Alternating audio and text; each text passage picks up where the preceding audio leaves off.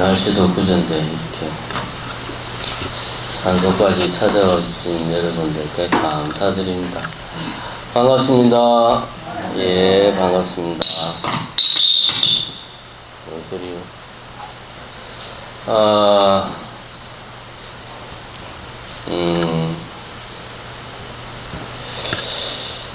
오늘은 우리가 불자인데, 우리가 불자로서 우리가 위치하고 있는 곳이 어디냐, 우리의 현재 위치가 어디냐 하는 것을 한번 알아보는 시간을 가져볼까 합니다. 먼저 잠깐 다른 이야기를 하자면, 우리가 이 상식적으로 알고 있는 태양계, 태양이 있고 옆으로 이제 행성들이 수성, 금성, 지구, 화성, 목성, 토성 쭉 있잖아요. 그러니까 우리가 보통 책이나 이런 다큐멘터리에서 보면 태양이 이렇게 있고 다른 이렇게 행성들도 쭉 눈에 보이게 이렇게 이제 이렇게 쭉 있는 걸로 보이는데, 실제 태양계는 무게를 이렇게 놓고 보면 우리가 태양계라고 말하는 것의 99.98%는 태양이랍니다. 그럼 나머지 0.02%가 거기에 이제 수성, 금성, 지구, 토성, 해왕성, 소행성 이런 등등들이 있는 거예요. 티도 안 납니다. 쉽게 말하면. 그러니까 태양계는 그냥 태양이에요. 그냥 태양이 있고 태양 주변에 태양의 중력 때문에 자잘한 애들이 좀 있는 거예요. 그냥 그게 우리 지구입니다. 그 지구에 어느 한 점보다 작은 데 이제 우리가 있는 겁니다. 그렇게 우리 자신의 위치를 놓고 보면 정말 보잘것없구나 이런 생각을 우리가 하게 되는데, 이거는 왜냐하면 우리가 상식적으로 알고 있는 태양계의 모습은, 태양은 토성의 한 10배 정도 크게 보통 그림은 그렇게 그리잖아요. 근데 현실은 전혀 안 그렇다는 거죠. 태양에 비교하면 보이지도 않는 정도로 다른 행성들은 티끌보다 못하다. 제가 왜 이런 이야기를 하냐면, 우리는 이제 불자입니다. 우리는 불자고, 우리 주변에서 이제 불자들만 주로 보니까, 불교를 믿는 사람이 많다고 우리는 이렇게 생각을 할 수가 있습니다. 그럼 과연 우리나라에서, 이 지구에서 불교를 믿는 사람이 얼마나 될까? 어느 날 며칠 전에 이런 궁금증이 생겨가지고 제가 자료를 찾아봤습니다. 그럼 우선 제일 먼저 가장 기본적인 사실부터 보면, 오늘은 그러니까 어떤 인생을 어떻게 살 것인가, 불교의 핵심이 뭐냐 이런 게 아니고, 오늘은 지식에 대한 이야기입니다. 불교에 관한 요긴한 정보, 불교와 관련된 정말 우리가 알아야 될 사실들을 오늘은 좀 전달을 합니다. 이 지구상에서 만약에 우리 지구상에 인간이 100명밖에 없다고 치면, 이 100명 중에서 종교가 없는 사람이 몇 명이냐 하면은 16명밖에 안 돼요. 다시 말하면 100명 중에서 84명은 종교가 다 있습니다. 이것만 놓고 보면 인간은 참 종교적인 동물이에요. 확률적으로 따지보면 84%니까 거의 대부분의 인간은 종교가 있는 거예요. 10명의 사람이 있으면 그 중에 9명은 종교가 있는 거예요. 8.4라고 해서 사람을 이렇게 쪼각낼 수는 없으니까 10명 중에 9명은 종교가 있고 1명이 종교가 없어. 이 지구상의 모든 사람들을 다 토탈해서 보면 현실이 그렇습니다. 근데 우리나라는 종교가 없는 사람의 비율이 2015년도에 인구 센서스 조사를 했는데 그때 56%가 나왔어요. 전 세계적인 통계는 무신론자가 16%밖에 안 되는데 우리나라는 거의 4배에 가깝게 많습니다. 그죠? 55%, 56%니까 절반 이상이 종교가 없어요. 종교에 관심이 없어요. 우리나라는 절반 이상이. 세계적인 평균하고 너무 차이가 많이 납니다. 그럼 이거는 뭔가 이유가 있겠죠. 그죠? 우리나라가 뭐 특별한 것도 아닌데 왜 우리나라만 종교가 없는 사람이 이렇게 많은가? 이걸 우리는 알아야 됩니다. 왜냐하면 우리가 살고 있는 데가 이 남한이라는 사회고 남한이라는 사회가 유독 종교가 없는 사람들이 많아. 세계 평균보다 4배 이상 되게.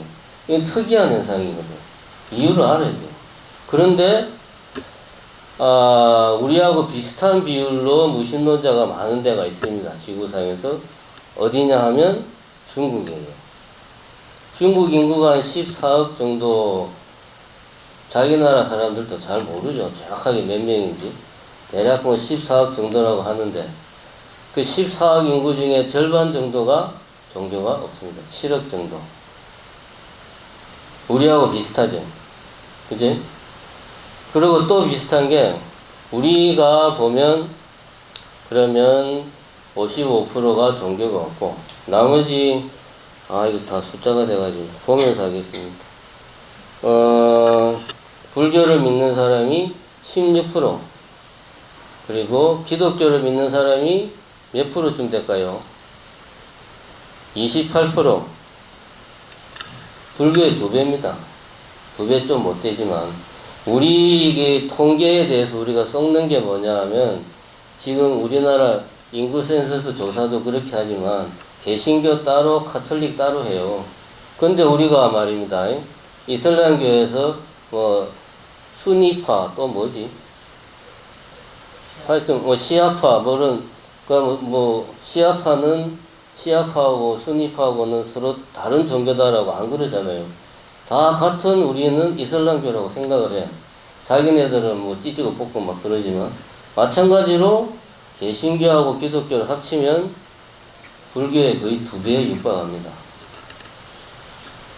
그러니까 우리나라 인구의 절반은 종교가 없고 그 절반 중에 그 다음에 한 30% 정도, 28%는 기독교를 믿고 나머지 16%가 불교를 믿어요. 우리나라 사람 10명이 있다. 그럼 그 중에 6명은 종교가 없고, 그죠? 2명 반 정도는 기독교, 1명 반은 불교인데 사람을 이렇게 자르서 쓰니까 한 3명은 기독교, 1명은 불교예요. 10명 중에 1명. 작은 숫자예요. 근데 중국도 보면 마찬가지입니다. 중국도 보면 종교가 없는 사람이 절반, 한 7억 정도. 불교를 믿는다고 답한 사람이 2억 4천 명 정도. 퍼센트로 따지면 한 17% 정도 됩니다. 우리나라가 16%니까 비슷하죠. 우리나라는 그 나머지가 다 기독교입니다. 그 외에 뭐 유교, 천도교, 도교 이런 것들은 퍼센트로 잡히지도 않아요. 0. 몇 %밖에 안 돼. 중국은 그 나머지가 뭐냐 하면 유교, 도교, 기독교 이런 게 한 7%씩 나머지를 차지하고 있어요. 그게 우리나라하고 다릅니다. 그럼 왜 중국과 우리나라는 무교가 많을까? 세계 평균에 비해서. 이거에 대해서 설명을 해놓은 자료는 없는데 제가 생각하기에는 저는 이렇게 생각을 합니다.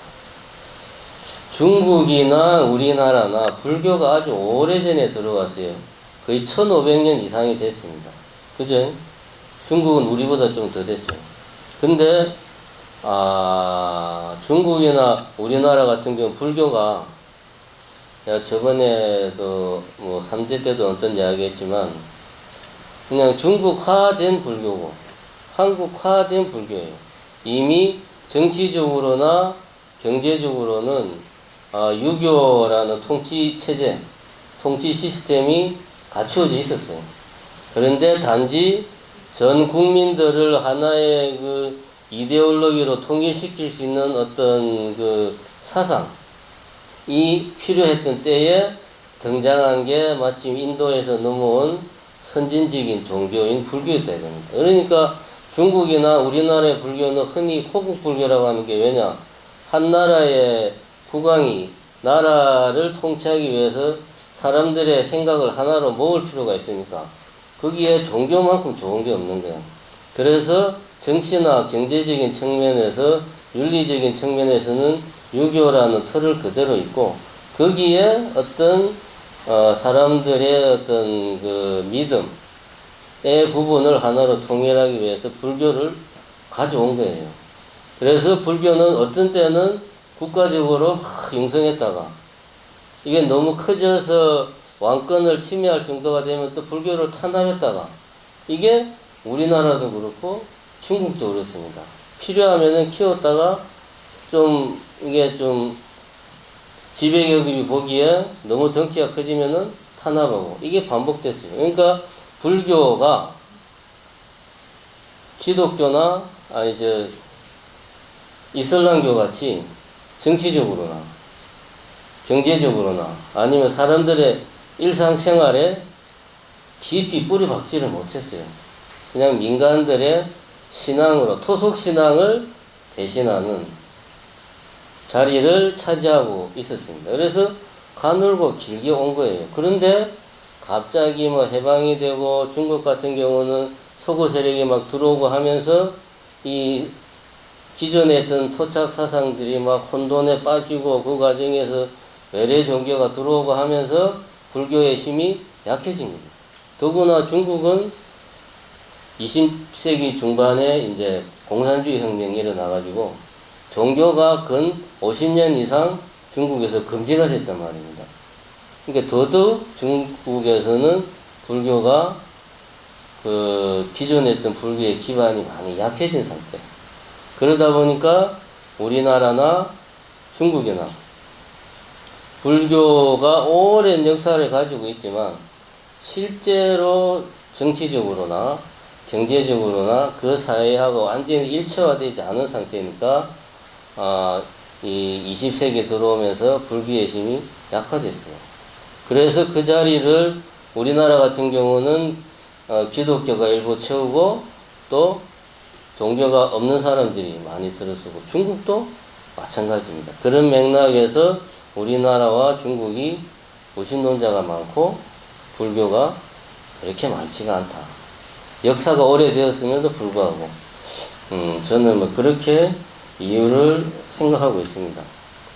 그러면 전 세계적으로 봤을 때 85%의 사람들이 종교를 믿는데 그러면 이 세계 전체 그 종교 분포 중에서 제일 많은 비율을 차지하는 게 뭐냐 하면은 뭐 같아요? 에? 무교? 무교가 제일 많은 비중을 차지한다? 아니지. 아까 내가 말했잖아요. 무교는 16%에 불과하다고. 나머지 85%는 4%는 종교가 다 있어. 그러니까 어떤 종교가 다 통틀어서 비율이 제일 높아. 그게 기독교일까요? 이슬람교일까요? 뭘까요? 기독교겠죠. 기독교가 전체 통틀어서 30%입니다. 10명 중에 3명은 기독교 신자예요. 이 지구상의 인간들 중에 10명 중에 3명은 기독교 신자입니다. 그 다음은 뭐겠어요? 이슬람교가 그 다음입니다. 이슬람교가 23%. 상당히 많습니다. 23%. 그 다음이 뭘까요? 그 다음이 이제 무신론자들입니다. 종교가 없는 사람이 16%. 그 다음이 뭘까요? 불교? 불교예요, 그 다음이? 불교 아니에요. 불교 나오려면 아직 멀었어요. 예. 그 다음이 뭐냐 하면 힌두교입니다. 힌두교는 전 세계를 통틀어서 인도에만 있어요. 근데 인도 인구가 워낙 많으니까, 인도 인구가 뭐 13억인가, 자기들도 잘 모르잖아요. 12억인가. 근데 그 양반들이 다 힌두교 신자예요. 그러니까 힌두교가 15%를 차지합니다. 그 다음이 불교예요. 불교가 차지하는 비중은 한 7% 정도밖에 안 됩니다. 비율이 높지가 않아요. 이 비중은 토착 종교라고 하는 거 있잖아요. 이제 아프리카 가면은 막 아프리카 뭐 토착 종교는, 그 다음에 일본에 가면 이제 신사 지어놓고하는, 그걸 뭐라 그러지? 신도 이런 게 이제 토착 종교란 말입니다. 토착 종교랑 불교랑 비슷해요. 토착 종교가 5% 정도를 차지해요. 이건 뭘 이야기하냐? 전 세계적으로 놓고 봤을 때 불교의 비중이 그렇게 높지가 않다. 순위를 따져보면 5위에 5위. 비중도 많이 낮아요. 사실은 우리가 매일 불자들을 보고 살지만 전 세계적으로 놓고 보면 불자들 보기가 쉬운 일이 아니다. 그런데 여기서 더 중요한 거는, 그러면은 지금부터 30년 뒤에 2050년도쯤 되면 그러면 그 종교의 비율이 어떻게 변할까? 그걸 이제 예측을 했는데, 기독교는 여전히 1등입니다. 30.4%. 2등은 역시 이슬람교예요. 근데 23%에서 30%까지 거의 기독교랑 비슷한 숫자로 7% 이상이 확 늘어납니다. 그 다음에 3위가 원래는 무신론이 이제 세 번째로 비중이 많았는데 힌두교가 세 번째가 돼요. 무신론자는 더 줄어들어요. 정확하게 말하면 줄어드는 게 아니고 힌두교나 이슬람이나 다른 숫자들이 많아져서 밀려난 거예요, 사위로. 불교는 7%에서 더 줄어듭니다. 5%로. 그러니까 이슬람교나 기독교는 확 늘어나거나 비슷한 숫자를 유지하지만 불교는 길게 보면은 불교 인구는 줄어든다라는 게 세계적으로 종교학을 연구하는 사람들의 정설입니다. 그러면 왜 이슬람교하고 기독교는 숫자가 확 늘어나고 불교는 줄어드냐? 그 이유를 우리가 알아야 돼요. 그죠? 왜냐하면 제일 큰 이유는 인구 증가율입니다. 기독교와 이슬람교가 지금 어디서 가장 많이 급속하게 늘어나고 있느냐? 어딜까요? 전혀 예상 외의 장소입니다. 아프리카예요. 그것도 아프리카 이부, 리비아, 알제리, 이집트 이쪽 아니고 사하라 사막 이남, 우리가 말하는 르완다, 콩고, 수단 이런 나라 있잖아요. 이런 데에 지금 기독교와 이슬람 인구가 엄청나게 폭발적으로 늘어나고 있습니다. 이쪽은 여성 한 명당 출산율이 3.1명이에요. 여자 한 명이 넣으면 보통 3명을 넣는 거예요. 우리는 몇 명 넣습니까? 0.9명 넣지. 우리는 한 명도 못 넣어. 잽이 안 되지. 그죠? 많이 넣으니까. 이슬람교 같은 경우는 부모가 이슬람교면 자식은 무조건 이슬람을 믿어야 돼요. 이슬람 종교의 특징은 정치적으로, 사회, 경제, 문화, 윤리, 도덕적으로 모든 게 종교가 다 일체가 되어 있어요. 그러잖아요. 이슬람 여자들은 하여튼 쓰잖아요. 써야 되고, 하루에 히잡을 써야 되고, 우리로 치면 기도를 하루에 5번 해야 되고, 남자하고 여자는 생활을 완전히 분리해서 해야 되고, 지켜야 될 게 되게 많아요. 그런 거를 다 지키잖아요. 그죠? 그게 또 중동 국가 이제 이란이나 이런 데 보면은 종교와 정치가 일체가 되어 있어요. 그 누굽니까? 호메이니. 그 양반이 쉽게 말하면 종교 지도자 아닙니까? 근데 호메이니가 이란에 이제 미국이 그랬나 하여튼 왕조를 이란 왕이 쫓겨나면서 종교 지도자가 쉽게 말하면 왕이 된 거예요. 그러니까 신정 일치 체제지. 불교로 치면 달라이라마가 티벳에서 쫓겨나기 전에 달라이라마가 종교 지도자이면서 정치 지도자였어요. 그거와 똑같은 맥락이에요. 이슬람교는 종교로 모든 사회가 종교 하나로 다 굴러갑니다. 그러니까 이슬람 사회에 아이가 태어나면 무조건 그 아이는 이슬람교가 되는 거예요. 그러니까 이 아프리카 이남 지역, 지금 이제 그 우리가 제3세계라고 말하는 못 사는 쪽, 이쪽이 인구가 폭발적으로 늘어나는데 대부분이 기독교 아니면 이슬람교예요. 그러면은 무신론자들은 왜 줄어드느냐 하면 우선은 우리나라 같은 경우도 절반 이상이 종교가 없는데 출산율이 낮잖아요. 그 다음에 서양 같은 경우도 경제가 발전하고 또 인구가 고령화되면서 서양 같은 경우도 보면은 종교가 없는 사람이 늘어나고 있어요. 미국 같은 경우도 한 50년 전까지는 인구의 거의 4분의 3, 그러니까 한 70 몇 프로 이상이 다 기독교 신자였는데 지금은 그 비중이 많이 줄었답니다. 줄어도 그래도 뭐 한 60% 이상은 되죠. 이렇게 좀 경제적으로 잘 살고 인구가 고령화된 나라일수록 출산율이 떨어지고 종교를 안 믿는 사람들이 많아요.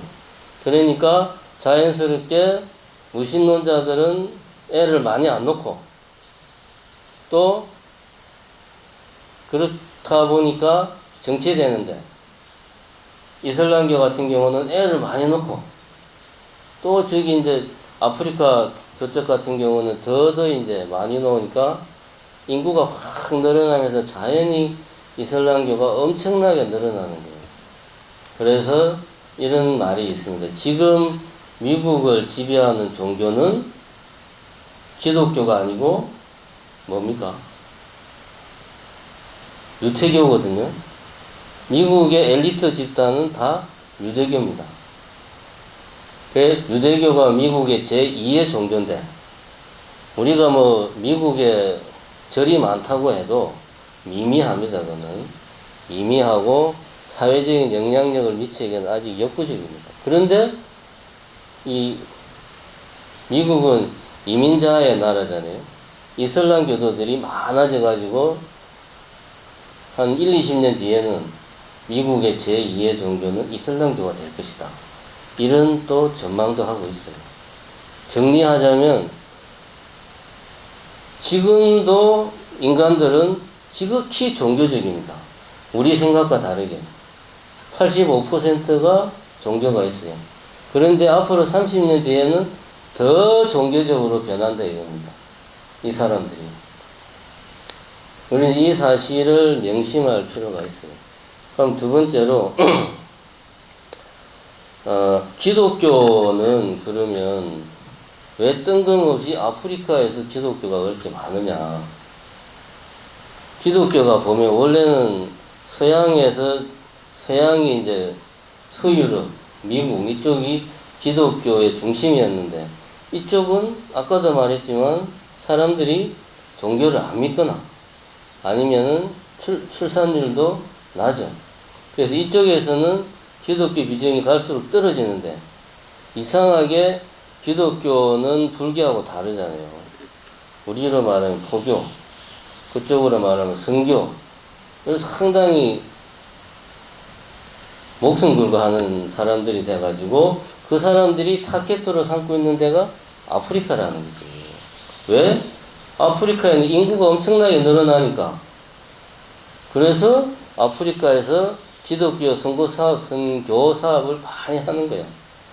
또 다른 한편으로 우리나라도 그렇지만 서양도 그렇고 기독교를 개종하는 사람들이 기독교는 앞으로 한 1, 20년 안에 한 1억 5천 이상의 개종을 할 거라고 그래. 그럼에도 불구하고 새롭게 아프리카 이런 데에서 새롭게 기독교로 유입되는 인구들이 어마어마하게 많은 겁니다.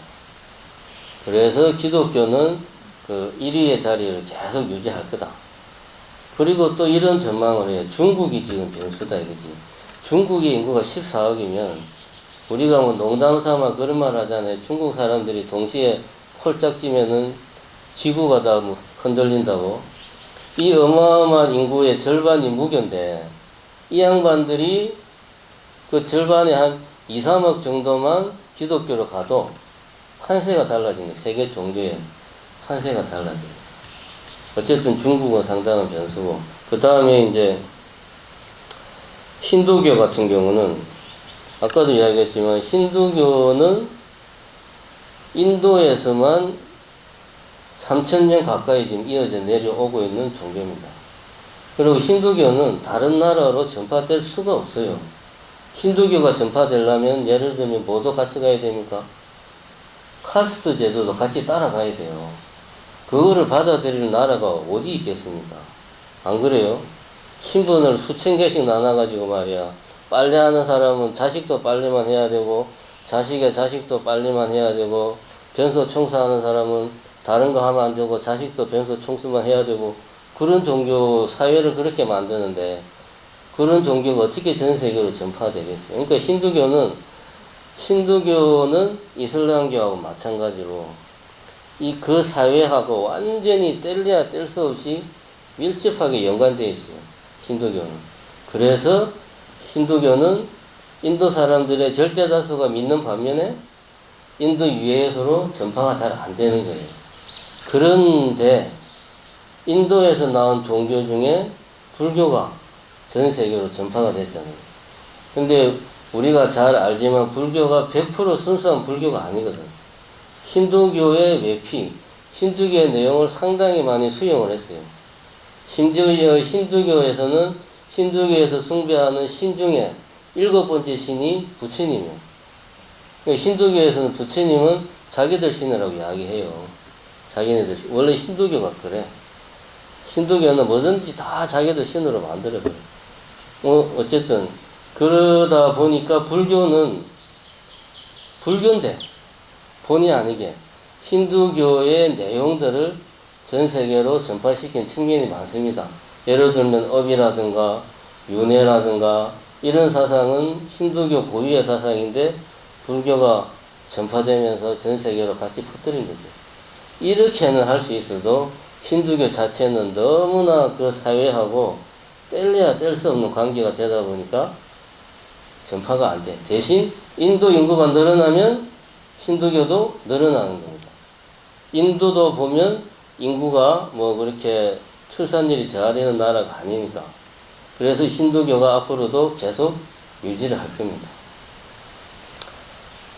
그러면 이제 여기서 기독교나 우리나라 같이 과거에는 불교 국가 쪽으로 좀 분류가 됐던 불교 국가는 아니지만 이런 나라들이 보면 먹고 살만해지고 사람들이 고령화되면 사람들이 자연스럽게 종교를 믿지 않고 무신론자가 늘어나는데, 그런데 하나 참 이상한 게 있단 말이에요.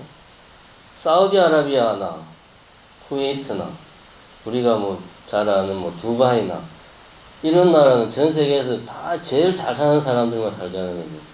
그럼 엄청 잘 사니까 그 나라 사람들은 무신론자가 많아야 되잖아요. 근데 우리가 알기로는 안 그렇잖아요. 그죠? 그 나라 사람들은 머리 끝에서 발끝까지 다 이슬람교예요. 잘 먹고 잘 살아도 한번 이슬람교도는 영원히 이슬람교도예요. 힌두교하고 똑같습니다. 이슬람교도가. 그렇지 않아요? 사우디아라비아도 그렇고 우리가 흔히 말하는 뭐 누구냐 만수르 이런 양반들 다 가진 게 돈밖에 없는데 다 이 종교가 뭐냐면 딱 입은 복장부터 보면 바로 알잖아요. 그쪽이 그렇습니다. 왜 이제 그러냐면 힌두교 역시 이슬람교 역시 힌두교하고 마찬가지로 그 사회하고 뗄래야 뗄 수 없이 밀접하게 연관되어 있어요. 그래서 이슬람교가 전파가 될 때는 사회가 통째로 옮겨져야 돼요. 그게 정치나 경제 시스템은 그대로 있고 종교만 이슬람을 하고 이게 안 되는 거예요. 이슬람교는 힌두교하고 똑같이. 그래서 이슬람교는 전파할 때 어떻게 했습니까? 전쟁을 했지. 한 손엔 칼, 한 손엔 코란을 들고, 저번에도 이야기했지만 코란을 믿지 않으면 칼로 죽인다 이게 아니고 일단 전쟁을 해서 정복을 해. 칼을 들고 정복을 합니다. 그 다음에 너희가 알라 신을 믿으면 세금을 면제해 주겠다. 그러면 예를 들면 우리 같은 불자들이나 기독교 이런 쪽은 다 세금 안 내고 알라 신 믿지 뭐. 근데 힌두교는 그게 아니지. 그죠? 자기네들 카스트 제도도 있고 이슬람교나 힌두교나 똑같거든. 어쨌든 일단 정복하고 그 다음에 예를 들어 세금을 면제한다든가 하는 방식으로 종교를 믿도록 반강제적으로 칼을 앞세워서 죽이고 살리는 건 아니지만 종교를 믿도록 만들어요. 그래서 그 사회 자체를 완전히 이슬람 사회로 바꿔버려요. 그렇게 해서 서쪽으로는 터키까지 그리고 동유럽에서 소비에트 연방이 1980년대 후반 90년대에 무너졌잖아요. 그 동유럽이 그 15년 이상 엄청난 내전에 휩싸였습니다. 그 내전은 물론 여러 가지 이유가 있지만 그 중에 하나는 종교적인 갈등이었어요. 이슬람교와 기독교 간의 갈등. 이슬람교 믿는 사람들이 인도 사람같이 생긴 사람들만 있는 게 아닙니다. 저 동유럽 쪽에 세르비아 이런 데가 백인들이 이슬람교를 믿어요. 그런 데가 이제 그전에는 소련 사회일 때는 소련 공산당이 종교 믿지 마라 해서 억압을 했는데 소련이 없어진 거야. 그러니까 옛날 자기 종교를 이제 믿겠다고 나오니까 누구는 기독교, 누구는 이슬람교 하니까 서로 막 치고받고 싸우는 거예요. 왜? 이슬람교는 사회 전체를 통째로 이슬람교를 바꾸지 않으면 안 되니까. 이건 내전이 그래서 동유럽이 한참 세르비아 무슨 하여튼 오랫동안 내전이 많았습니다. 그쪽에. 마찬가지로 서쪽으로 가면 신도교가 있는 이 인도 대륙까지 왔어요. 근데 인도 북부에 있는 힌두교 왕국하고 이슬람교하고 붙어가지고 이 둘은 죽기 살기로 싸울 수밖에 없어요. 그죠? 힌두교도 그렇고 이슬람교도 그렇고 사회하고 종교가 밀접하게 연관되어 있으니까 치고받고 싸움 끝에 이슬람교가 졌어. 그래서 인도에서도 동쪽으로 이슬람교가 전파가 안 됐습니다. 대신 밑으로 내려가서 말레이시아, 인도네시아 저쪽으로 갔지. 이렇게 이슬람교와 힌두교는 한번 이슬람교도구나 힌두교도면 영원히 자식까지 생활 자체가 종교를 떠나서 살 수 없는 사람이에요. 그게 우리하고 다릅니다. 그 다음에 이제 불교가 쇠퇴하는 큰 이유는 아까 말했듯이 불교가 주로 있는 이 아시아 쪽, 중국, 한국, 일본, 태국, 미얀마 이런 데가 출산율이 낮아. 왜? 아시아가 20세기 후반에 들어와서 잘 먹고 잘 사니까 요즘 많이 안 나요. 많이 안 나오니까 자연적으로 불교 믿는 사람들의 숫자가 줄어들고 있어요. 제일 큰 이유는 그겁니다. 지금 보면. 그 다음에 이제 아까 이야기했듯이 우리나라 같은 경우는 무교가 반 이상이고 그 다음이 기독교, 그 다음이 불교 이런 분포를 가지고 있다. 우리가 그 통계에 대한 어떤 통계의 거짓말은 아니고 속임수 일종의 그런 건데 카톨릭이나 개신교나 다 같은 기독교다. 우리는 그렇게 봐야 되고 그렇게 봤을 때 불교와 기독교를 비교했을 때 우리나라는 기독교가 월등히 많다. 제일 많은 건 무교지만 이걸 우리가 또 한편으로는 명심을 해야 됩니다. 실제로 교회와 절의 숫자를 비교를 해보면 수도권 같은 경우는 대략 10대 1 정도 이상 됩니다. 교회가 10개 정도 있으면 절이 하나 정도 있고, 우리 경상도 쪽은 도시는 2대 1 정도, 교회가 한 2개 있으면 절이 하나 정도, 시골은 1대 1, 마을에 절이 하나 있으면 교회도 하나 있는 정도. 광주는 한 지금 9대 1 정도 비율이에요. 수도권이랑 별 차이가 없어. 근데 전남지방, 전북지방은 거의 20대 1 정도 됩니다. 교회, 그러니까 뭐 예를 들면 뭐 화성군이다. 화성군에 교회가 한 20개 정도 있으면 절이 하나 정도 있는. 그러니까 우리 광주가 우리나라 수도권하고 비교해 봤을 때 그렇게 교회가 엄청나게 강세가 아닙니다. 비슷해요. 경상도 쪽하고는 비교하기 힘들지만, 우리는 맨날 말로는 이 경상도하고 우리를 비교하잖아요. 경상도는 불교가 세고 우리는 뭐 불교가 약하고, 근데 우리나 수도권이나 다른 게 별로 없어요. 큰 차이 없어요. 수도권하고 비교를 해야지. 인구가 그쪽이 훨씬 더 많잖아요. 그죠? 그렇게 생각해야 됩니다. 그 다음에 두 번째는 이슬람교나 힌두교가 가지는 제일 큰 특징은 그 종교를 믿는 사람들의 일상생활과 밀접하게 연관되어 있다. 이 말은 뭐 애를 놓고 결혼하고 취직을 하고 돈을 벌고 뭐 이사를 하고 이런 모든 사람의 일상생활에 다 그 종교가 정한 틀 안에서 이걸 다 하는 거예요. 근데 우리나라는, 우리 불교 같은 경우는 안 그래요. 그리고 기독교도 사실은 안 그랬어요. 왜냐하면 이 기독교가 유럽에서 한참 번성하다가 이 자본가들이 돈을 버는데 종교가 방해되니까 싸워가지고 정치와 종교가 분리가 되잖아요. 그래서 기독교도 불교하고 비슷해요. 정치적으로나 경제적인 체계하고는 무관해. 근데 우리나라 기독교는 좀 다릅니다. 여러분도 뭐 대충 아시겠지만 우리나라 기독교는 신도들 간의 결속력이 상당히 강해요. 유럽 쪽의 기독교나 미국의 기독교하고는 다릅니다. 미국 중에서도 미국 남부 텍사스를 중심으로 한 이쪽에 좀 약간 좀 뭐라 그래야 되나, 좀 광신도적인 기독교가 주로 우리나라에 들어와 가지고 우리나라 기독교는 상당히 결속력이 강합니다. 마치 물론 이슬람이나 힌두교만큼은 아니지만 그런 스타일로 일상생활 속에 기독교가 많이 스며 들어가 있어요. 기독교 신자들인 경우에는 뭐 종교를 안 믿는 사람은 상관없고, 근데 우리 불교는 어떠냐? 안 그렇거든요. 그러면 어느 정도 차이가 나느냐는 우리가 그냥 느낌상으로 우리는 그냥 나오고 싶으면 나오고 나오기 싫으면 안 나온다. 뭐 불사하는데 돈 내고 싶으면 안 내고 내기 싫으면 안 낸다. 이게 아니고 정확한 수치를 보면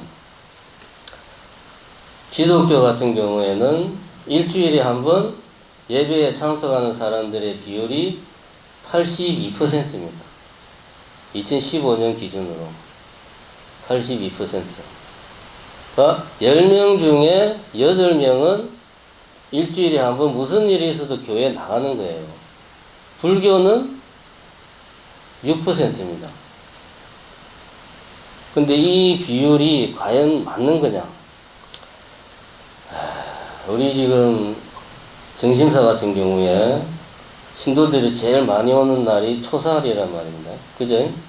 초사흘 날 많이 잡아서 한 80명 온다고 치자. 많이 잡아서. 그러면은 우리 정심사 같은 경우에 1년에 10만원 이상 정심사에 뭐 등을 키든 기도비를 내든 해서 내는 세대수가 몇 세대나 되느냐? 하면은 몇 세대나 될 것 같아요? 상당히 많아요. 사람 숫자가 집 세대수로 따지면은 약 2200세대 됩니다. 많아요. 비율을 따지면 2200세대 중에서 그 2200세대를 만약에 우리가 정심사 신도다 정해서 거기 6%를 적용하면은 계산해 보세요. 2200명의 6%가 몇 명이죠? 1000명의 6%면 60명이잖아. 2000명의 6%면 120명이잖아. 2200명이니까 배가 3, 40명은 와야 돼. 그것도 어떻게 매주. 그러니까 우리는 6%도 안 됩니다.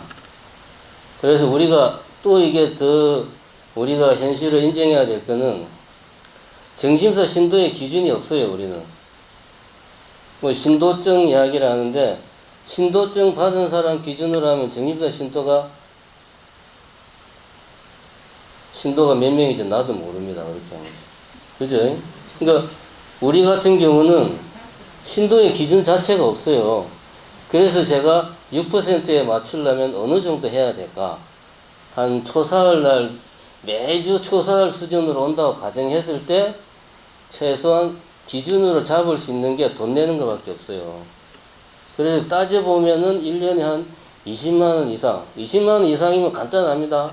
초파일 날 등 하나 켜고, 뭐, 백중이나 정초 때, 그 두 개 정도 기도비 올리는 정도. 요 정도입니다. 그래도 20만원 넘어가요. 그 사람들이 한 1200세대 정도 됩니다. 그러니까 우리가 그 정도를 뭐 정심사 신도라면, 그러니까 내가 생각하기에 나는 정심사에 다닌다 라고 내 스스로 생각하기에 그런 생각을 할 수도 있는 사람들이 한 1200명, 세대수 기준으로 하니까 그 정도 된다고 볼 수 있어요. 근데 실제로 절에 나오는 사람들은 뭐 아까 이야기했듯이 그 정도밖에 안 됩니다. 그러니까 결속력이 기독교하고 비교해 보면은 상당히 떨어집니다. 그러면 우리도 기독교처럼 이렇게 신도들 간에 결속력을 강화하고 신도들 간에 서로 좀 상부상조하고 누가 개업을 하면은 전부 다 그 가게 가서 다 팔아주고 지금부터 우리 그렇게 합시다. 내가 뭐 매일 신도 이렇게 뭐 법회할 때마다 그렇게 이야기하면 그렇게 될까요?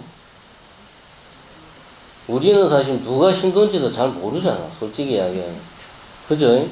그냥 친하게 지내는 몇몇 사람들 빼고 나면 법회할 때 자주 보는 사람들 뭐 이렇게 좀 얼굴 아는 정도 빼고 나면 잘 모르잖아요.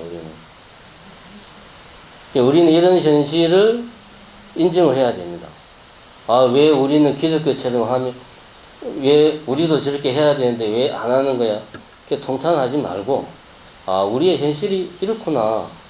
우리의 현실에 맞게 우리도 뭔가 좀 그러니까 신행생활, 기독교 친구들이 말하는, 신앙생활, 이렇게 신행활동을 하고, 그런 신행활동을 우리 현실에 맞게 해야 되는 거예요. 제가 생각하기에는 굳이 절에 나와서 막 법회하고 기도하고 할 필요 없습니다. 집에서 할 수 있으면 집에서 하면 됩니다. 내 스스로 내가 불자다 라고 생각한다면은 내가 불자라고 하는 내 스스로의 양심에 비춰서 내가 불자라면 내가 하루에 이 정도는 해야 되지 않겠냐.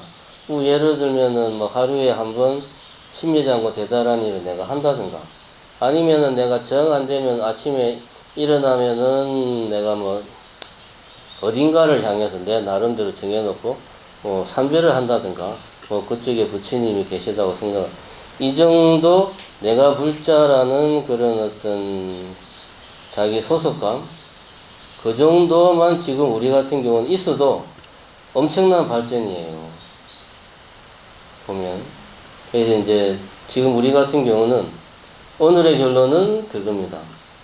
오늘 이야기가 쭉 길었는데 우리가 위치하고 있는 이곳에서 봤을 때 이 나라의 불자, 이 전 지구를 통틀어 불교를 믿는 사람이 소수다.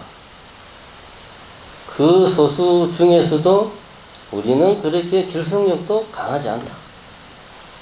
라는 현실을 우리는 인정을 하고, 그럼에도 불구하고, 나는 불자다. 라는 내 양심에 비추어서, 그 양심에 비추어서 내가 할 수 있는 행동을 자발적으로 집에서 하든, 직장에서 하든 하는 것이 제가 생각할 때는 진정한 이 시대의 불자의 태도가 아니냐 라고 저는 생각합니다. 네, 오늘 이렇게 오늘은 좀 지식적인 측면에 대해서 이야기를 했습니다. 관심 있는 분들은 인터넷에 들어가 보면 세계 종교 인구에 대한 많은 이야기들, 우리나라 그 종교 인구의 그 현황들에 대한 이야기들이 인터넷 찾아보면 많이 나옵니다. 그런 것들을 보면 불자가 어느 정도 있구나, 현실을 우리가 알 수 있습니다. 네, 감사합니다.